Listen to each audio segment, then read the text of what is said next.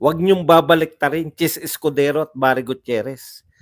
Huwag niyong babaliktarin na nagpasimula ng lahat mga Duterte. In fact, very supportive na yung mga Duterte. Anong gagawin nyo? Pinasasama nyo si Sara Duterte. Alam nyo, sa totoo lang, humingi ng pondo si Sara Duterte. Binigyan ng Pangulo ng Pilipinas. Ikaw na nagbigay, no? BBM, ikaw na nagbigay. Tapos mga kaalyado mo bumira. Pinsan mo ang bumira. Mga kaalyado mo sa Senado. Tapos palalabasin ito ni Quezon na gentleman waiter. Gentleman daw siya eh. Gentleman waiter ni First Lady. Ha? Palalabasin mo na ang may kasalanan, ang naunang bumira, yung mga Duterte. Excuse me po. Sa totoo lang po tayo.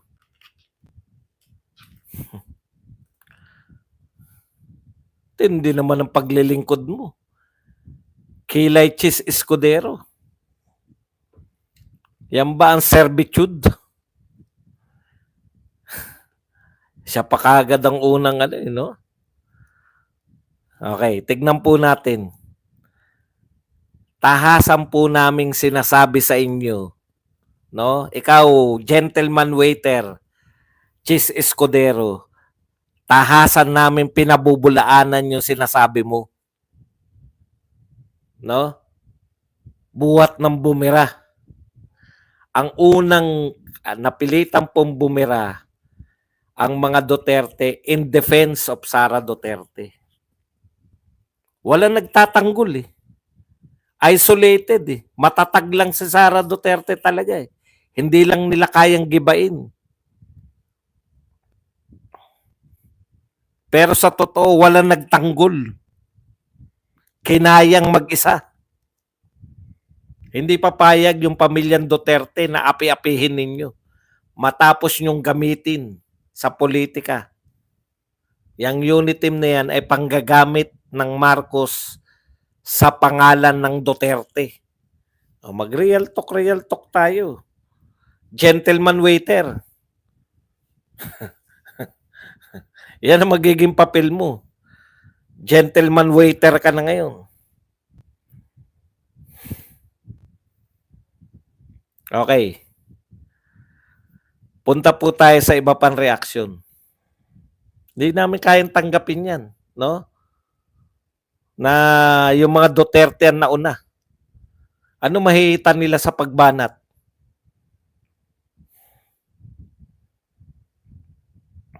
Kaya nakaano kagad eh, nangunguna sa pagbibigay ng komento eh.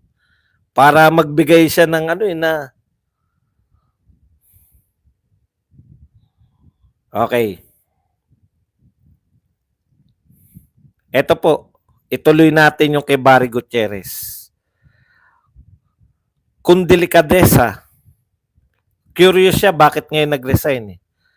Kung dahil di kaya ang trabaho, dapat last year pa, nung lumabas ang iba't ibang problema sa edukasyon. May ibang bala kaya? O yan, sige, mag-isip kayo. Ang question ko, Barry Gutierrez, bakit natataranta ka? Taga-gobyerno ka ba? Ano ba papel mo sa gobyerno, Barry Gutierrez? Bakit ka nagugulat? Bakit natatakot ka kung may balak o wala si Sara Duterte? Simple lang po ang balak. Simple lang po ang magaganap. Magkakaroon na, lumantad na, lalantad na ang leader, ang pinakamalakas na leader ng oposisyon na nagngangalang Sara Duterte. Ibig sabihin, kayo, sila Leni, burado na kayo. Kung hindi kayo kukunin, kung iitsipwera kayo nitong Marcos administration, wala na kayong silbi sa buhay. Di ba? Dahil lahat ng anti-Marcos Eto ang kikilalanin nilang leader. Kayo naman, hindi naman kayo pro-Marcos Romualdez na kayo, Bari. Nawalan na kayo ng identity, kaya ka natatakot. Nakakatakot talaga yun. Kasi ang lakas ni BP Sara eh. Maghintay-hintay lang kayo. Cool lang kayo. Cool.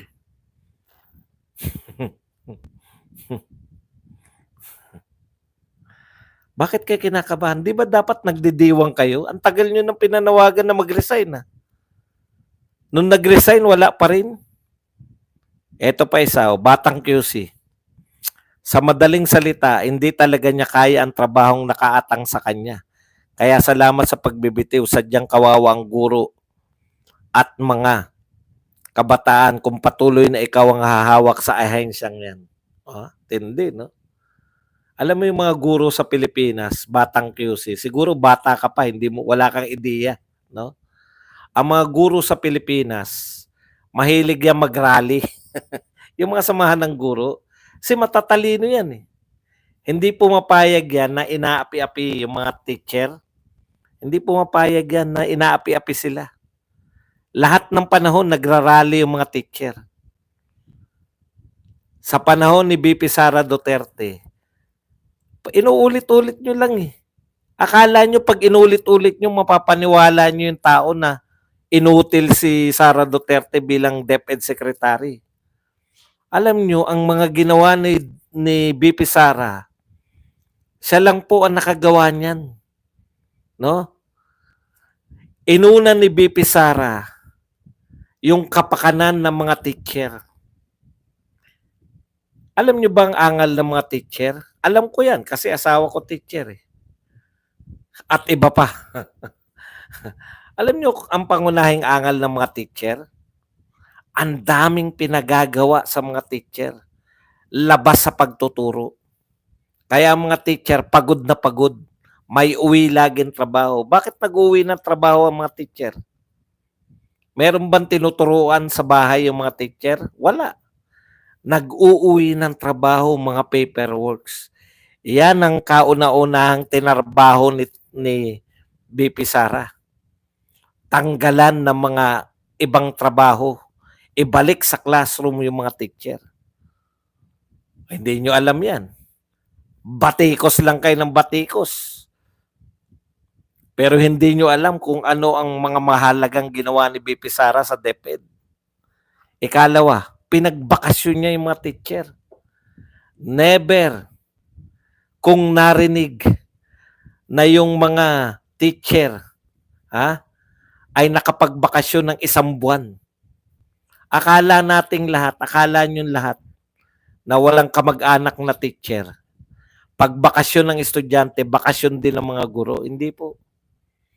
Bakasyon ng mga bata, nagre-report yung mga teacher anytime, patawag sila ng principal. Seminar dito, mag-aayos ng room. Mag-aayos ng room. Sa pasukan, malaking bagay po yan. Masisiyahan. Kung itutuloy ng susunod na DepEd, ang ganda po nun. Hindi nagagastos mula sa bulsa nila, pandekorasyon sa eskwela, sa mga room. Kaya nasa tamang landas po yung DepEd. Kaya lang, alam nyo naman dito, tinitiyak ko sa inyo yung susunod na DepEd Secretary, lahat ng mga ginawa ni Sara Duterte. Hindi na ipapatupad yan. Okay. Ano sinasabi mong kawawa ang mga guro kay Sara Duterte? Hindi mo mapipigilan yung mga guro na mag-rally. May narinig po ba kayo buhat nung naupo si Sara Duterte na DepEd na may nag-rally po mga teacher? Wala po. Patunay po yan na mahal siya ng mga teacher. Okay. Ang tanong ko lang, batang QC, di ba pangarap nyo na? Matagal nyo ng pangarap na mag-resign si Sara Duterte. Bakit galit pa rin kayo? Barry Gutierrez, bakit galit kayo? O natatakot kayo? Nung nag-resign si Sara Duterte, yun yung sinasabi namin. No? kinukultan nyo yung utak nyo. Wala pong sinasabi si Sara Duterte. No comment si Sara Duterte kung bakit siya nag-resign. Pero kinakabahan kayo. Ganyang ka-powerful yung no comment. Kahit po si Castro, wala pong mayakag na teacher eh. Saan po nagrarally si Castro? Doon sa Machoper. Pero wala siya mayakag na teacher nung panahon ni Duterte, ni Sara Duterte.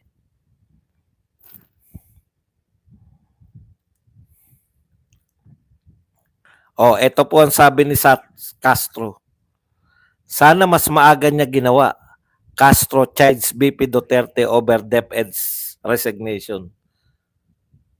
Mga taong walang kasiyahan. Hindi ba dapat kayo nagbubunyi? Bakit galit pa rin kayo? Nag-resign na. Gusto nyo yan. Bakit kayo galit pa rin? No, bakit galit pa rin kayo? Ito pa isang galit. Asan na yung mga galit? Leader of the opposition, proud pa ang mga coups. Proud pa raw tayo na si Sara Duterte ay magiging leader ng opposition. Ang tanong ko lang, bakit kayo galit? Di ba gusto nyo yan?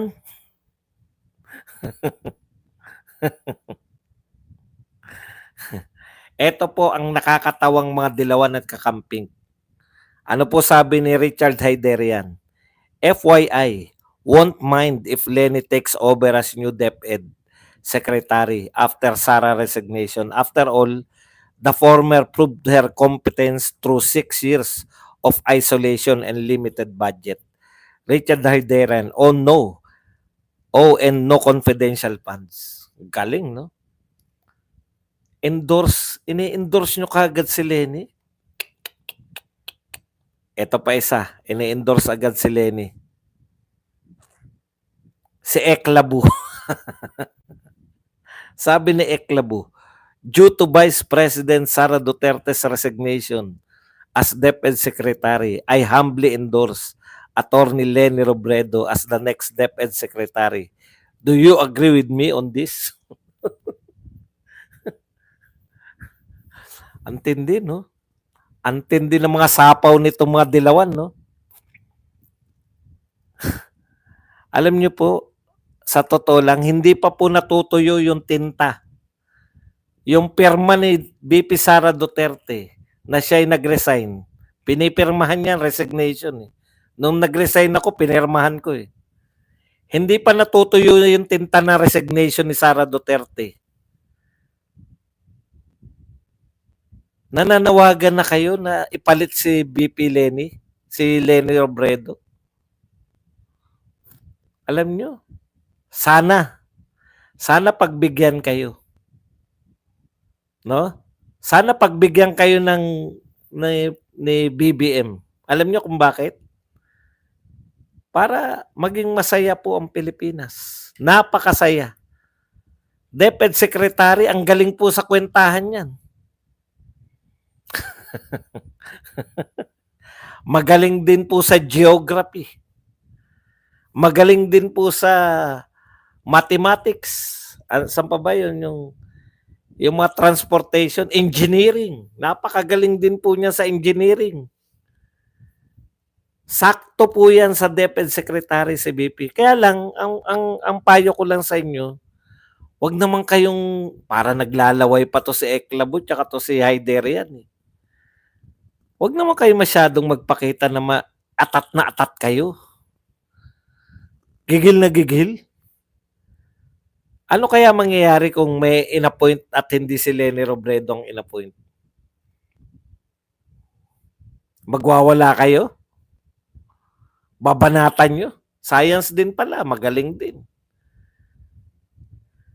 Geography. Pucha, alam niya kung ilan ang bilang ng isla ng Pilipinas.